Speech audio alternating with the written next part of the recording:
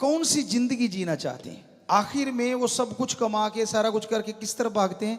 हमें आत्मिक शांति चाहिए, उसके लिए दौड़े फिरते हैं। कभी किसी विदेशों में चले गए, वहां जाके, कभी किसी और अच्छी जगह, हिल स्टेशन वाले, कोई भी अलग अलग जगहें हैं, पूरे इस प्रभु की कुदरत ने बना रखी हैं, बड़ी सुंदर जगह है, देखनी चाहिए। लेकिन जब अंदर अशांत हो ना, तो बहारें भी बंजर लगती हैं, तब बाग बगीचे भी उजड़े लगते हैं। और जब अंदर शांति हो और शरीर तंदुरुस्त हो, तो तब बंजड़ भी बहार बन जाती है। अंदर की शांति कैसे आती है? पहली बात, आप परमपिता परमात्मा का नाम लें। दूसरी बात, आत्मा की आवाज सुने। तीसरी बात, मेहनत की करके खाएं। चौथी बात, आत्मा की बात सुने। हम ये भी गारंटी देते हैं अपने अनुभव के द्वारा, MS जी ने जो दिया, शास्त्र नाम दाता रहबर ने, शाह मस्ताना जी कुल मालिक दाता रहबर ने, वर्डिंग इधर उधर हो सकती है, दोनों एक ही रूप है।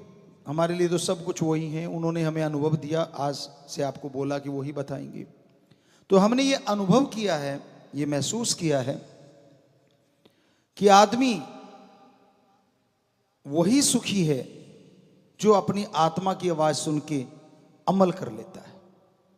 और एक और गारंटी देते हैं आपको, कोई भी आदमी, चाहे वो गुरुमंत्र लिया है, चाहे राम नाम को मानता है या नहीं मानता, मालिक को मानता है चाहे नहीं मानता, जब भी वो फर्स्ट टाइम कोई बुरा कर्म करने लगेगा, हमारी गारंटी है उसके अंदर से एक आवाज आएगी, मत कर, ये बुरी चीज है। First time. और वो होती है आत्मा की आवाज। और मन क्योंकि बहुत हावी है, मन है नेगेटिव पावर, आत्मा है पॉजिटिव पावर। तो मन फौरन फट्टी पोंछ देता है, तेरे एक के ना करने से सारा संसार नहीं सुधरने वाला, तू नहीं करेगा तो क्या फर्क पड़ जाएगा, सारी दुनिया कर रही है इसलिए तू भी करता चल, बस फट्टी साफ। क्यों? क्या आत्मा कमजोर है? क्या मन ज्यादा पावरफुल है? जी नहीं। आत्मा परमात्मा का अंश है, हालांकि सब रचना तो उसी की रचाई हुई है, चाहे काल कह लीजिए, कोई भी कह ले, है तो सब उसी की औलाद। लेकिन आत्मा डायरेक्टली मालिक का एक ऐसा अंश है जिसकी वजह से शरीर जिंदा रहते हैं। तो वो आत्मा की पावर क्यों खत्म है? आज मंदी क्यों पड़ गई?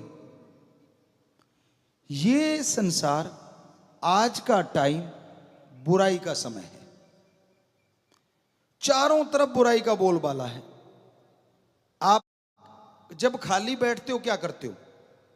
बुरा ना मानना, हमारा अनुभव यह कहता है कि जब भी आप खाली बैठते हो, चुगली, निंदा, लेग पुलिंग, दूसरों की टांग खिंचाई, अपने आप को बड़ा साबित करना, दूसरे को छोटा साबित करना, अपनी ईगो हार्ट नहीं होने देना और दूसरे की ईगो को हार्ट करना, मोस्टली ये काम करते हैं। पर सारे नहीं, क्योंकि अब सारों में 6.5 करोड़ मालिक के प्यारे वो भी हैं जो हमारा अनुभव कहता है जब इकट्ठे बैठते होंगे तो शायद अपने सतगुरु ओम हरि अल्लाह राम की भी चर्चा करते होंगे। जब इकट्ठे बैठते होंगे तो यार क्या सेवा करनी चाहिए, यार समाज में कैसे बदलाव लाना चाहिए, यार पढ़े लिखे बच्चे कि यार क्या ऐसा, जैसे कल हमारा एक बेटा बोल रहा था कि क्या रिसर्च करना चाहिए, क्या ऐसा करना चाहिए, यार दुनिया में आए हैं तो क्यों ना समाज को कुछ ऐसा देके जाएं कि समाज भी याद रखे कि हाँ कोई आया। और कुछ आते हैं गांव की ही दहलीज पार नहीं करते, मंडी चले जाएं तो उनको ये लगता है कि यार कल वो तो विदेशों में जाया है, पर गांव में ही घूम के कुएं का मेंढक कुएं में रह के ही चला जाता है। तो इस तरह के लोग भी हैं। तो ये बात वहीं पे लेके आते हैं कि आपके अंदर की आवाज को आप दबा देते हैं और उसका कारण है खुराक। जैसी खुराक कोई खाता है बॉडी वैसी बनती है ना, ये तो डॉक्टर मानते हैं। अब बच्चे ओवरडोज ले लेते हैं, स्टेरॉइड लेते हैं मसल बनाने के लिए, ये करने के लिए। उससे क्या होता है बच्चों, ध्यान से सुनना। आप देखते हैं बॉडी बिल्डर को, आप देखते हैं यार इसकी बॉडी में 6 पैक 8 पैक 10 पैक, अच्छी चीज है, लेकिन आज जो तरीका है वो गलत है।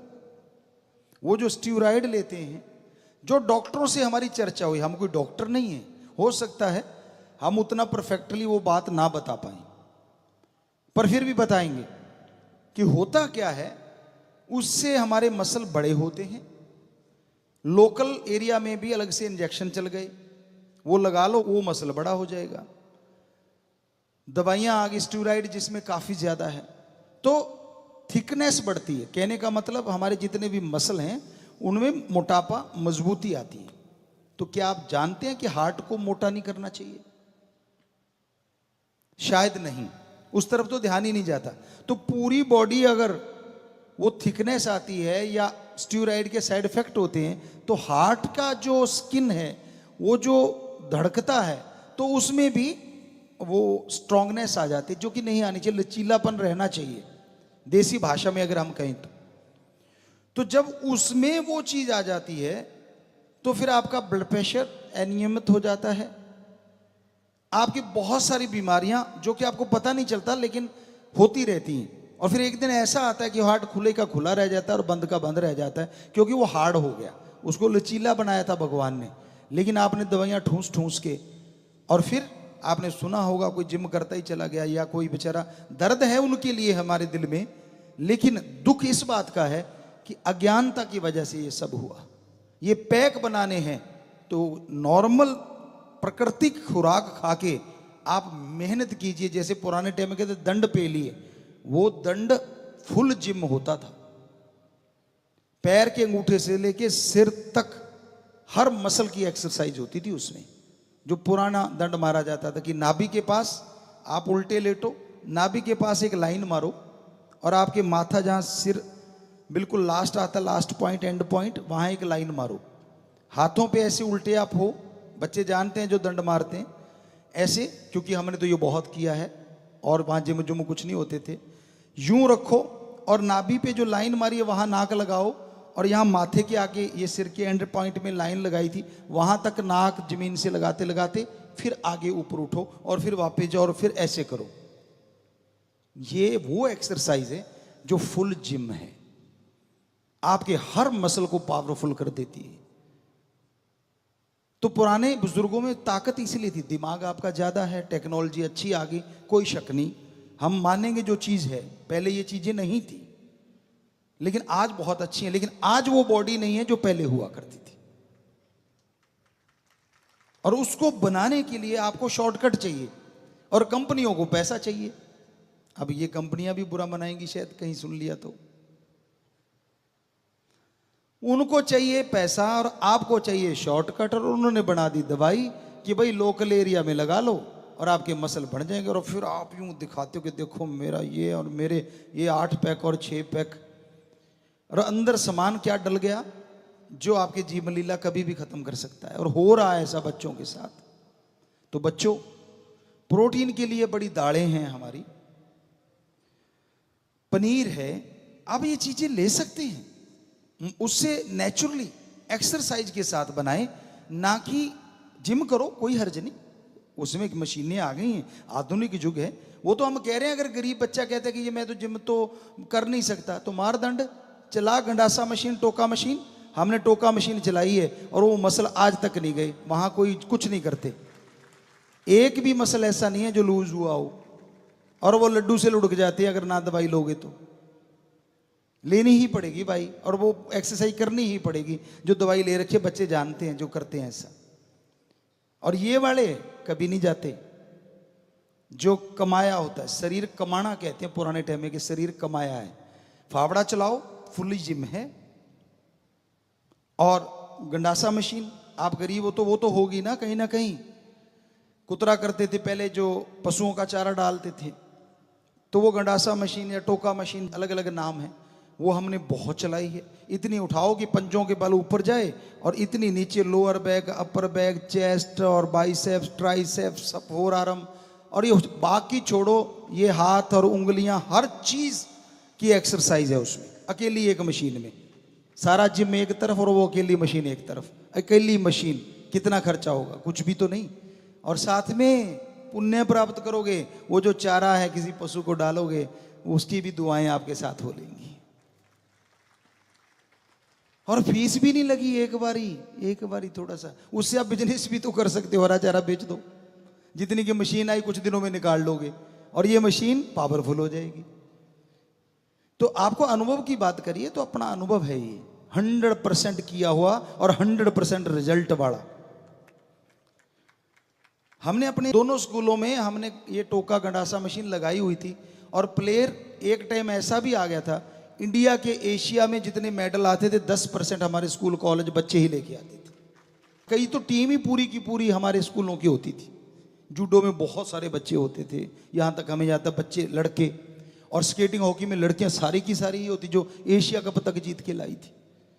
योगा में बच्चियां थी छोटी छोटी, वर्ल्ड कप में पता नहीं कितने ही गोल्ड लाई। तो हम उनको यही एक्सरसाइज कराते थे। एक बार हमने तजुर्बा किया, जो पक्के सेवादार वहां रहते हैं उनमें से कुछ चुन लिए और गंडासा मशीन, सिर्फ टोका मशीन चलवाई उनसे।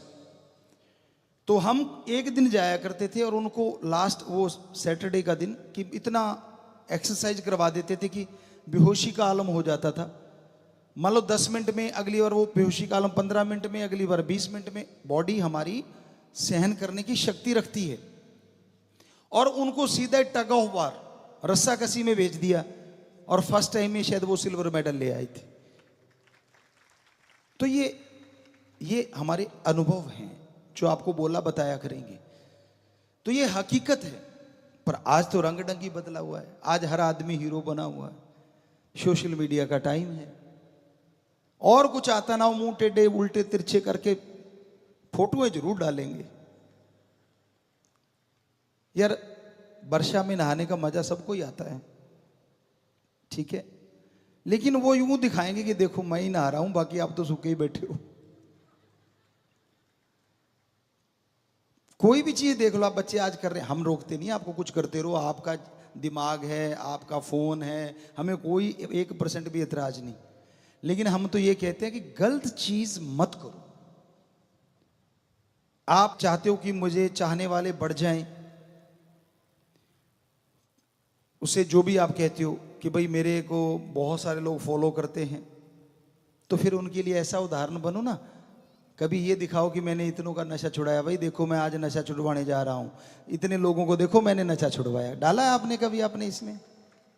नहीं, आपको तो अपने से फुर्सत नहीं। मुझे देखो मैं ये कर रहा हूं, मैं डांस कर रहा हूं, आते आ जाता कुछ है नहीं। डीओ पे बने घूम रहे भाई, एक्टर बन के घूम रहे हैं। सारी दुनिया एक्टर है, क्या करें। अब फोन आ गए, रोक कोई सकता नहीं। खुद ही डीओपी है, खुद ही लाइटमैन है, और खुद ही डायरेक्टर है, और खुद ही हीरो है। कहीं भी फोन ले लिया और चल, दो उल्टी सीधी टांगे रख दी और लोग कहते हैं अरे वाह क्या स्टाइल है। आधे नंगे हो लिए, पूरे नंगे हो लिए लोग, और पीछे पागलों की तरह पड़ जाते हैं। क्योंकि ये अनुभव की बात कर रहे हैं। हमें महसूस करवाया शास्त्र नाम श्याम मस्तान जी दाता ने कि ये कलयुग ऐसा टाइम आएगा जिसमें जो बुराई से जुड़ा होगा वो बुलंद होता जाएगा, और अच्छाई से जुड़ने वाले दुनिया की निगाह में बुलंद नहीं, लेकिन मालिक की निगाह में वही बुलंद रहेंगे। धन धन सतगुरु तेरा ही आशा। सभी साथ संगत जी से निवेदन है कि मेरा चैनल जरूर सब्सक्राइब करें जी। धन धन सतगुरु तेरा ही आसरा।